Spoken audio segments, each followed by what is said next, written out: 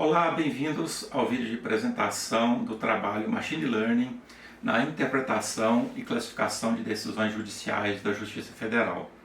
O problema proposto foi a classificação de decisões em que se discutia a constitucionalidade de uma contribuição. Foram utilizadas técnicas de Natural Language Processing, que visa permitir que os computadores entendam a linguagem humana de uma forma natural, como nós, humanos, fazemos.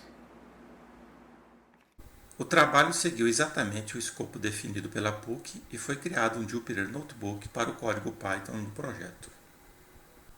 Primeiramente, importamos as bibliotecas e definimos os diretórios de trabalho onde serão gravadas as decisões que serão baixadas da internet e outros arquivos. Importamos para um dataframe Pandas a planilha que contém o primeiro dataset com as informações das decisões, resultando em um dataframe com mais de 10.000 linhas.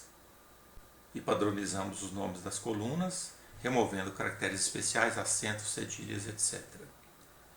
Convertemos as colunas para os tipos corretos. Ao contar os valores nulos, vemos que algumas colunas possuem valores ausentes. A decisão, então, foi eliminar as linhas que não possuem o resultado da decisão ou o assunto dos processos, que são dados imprescindíveis para o projeto. Foram verificados e eliminados os dados de decisões duplicadas.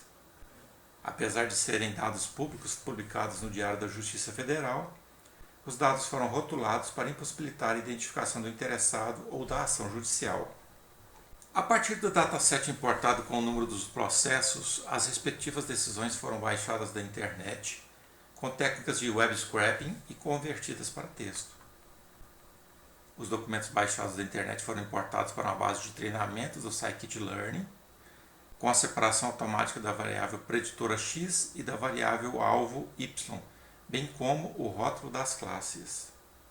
Foi criada uma lista de stop words com a fusão das listas das bibliotecas NLTK, Space e algumas stop words extras.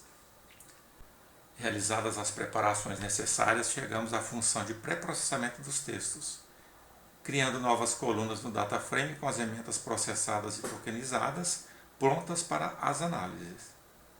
A biblioteca Pandas Profiling forneceu a estatística descritiva completa dos dados, além de outras análises, assim como o método Describe.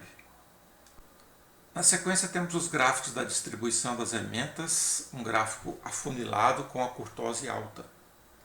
O boxplot das distribuições demonstrou a existência de vários outliers acima do valor máximo que foram identificados com o cálculo da amplitude interquartil.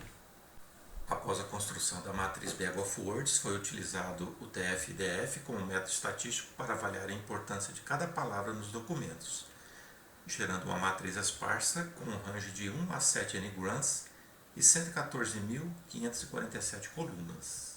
A nuvem de palavras destacou os principais termos que aparecem com mais frequência nos textos. A redução da dimensionalidade foi solucionada em 4 camadas. 1. Removendo os valores extremos. 2. Removendo os valores redundantes, termos na mesma sentença. 3. Removendo os termos com baixa correlação com o resultado da decisão. 4. Removendo termos altamente correlacionados entre si, reduzindo a matriz para apenas 50 colunas. Calculada a correlação, verifica-se que não restou nenhum n-gram altamente correlacionado com os restantes. Com a matriz esparsa final do TF-IDF, foram testados 7 algoritmos com o cálculo de várias medidas, resultando todos com desempenhos muito bons. No entanto, o melhor modelo foi obtido com o algoritmo Florestas Aleatórias, que na base de testes, definida em 20% do dataset, não classificou corretamente apenas 3 decisões de um total de 393, um desempenho muito bom.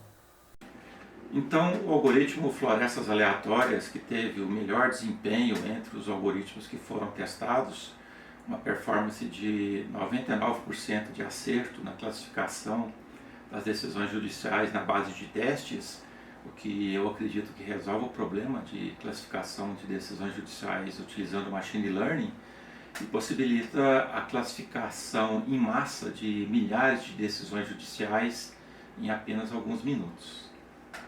Muito obrigado.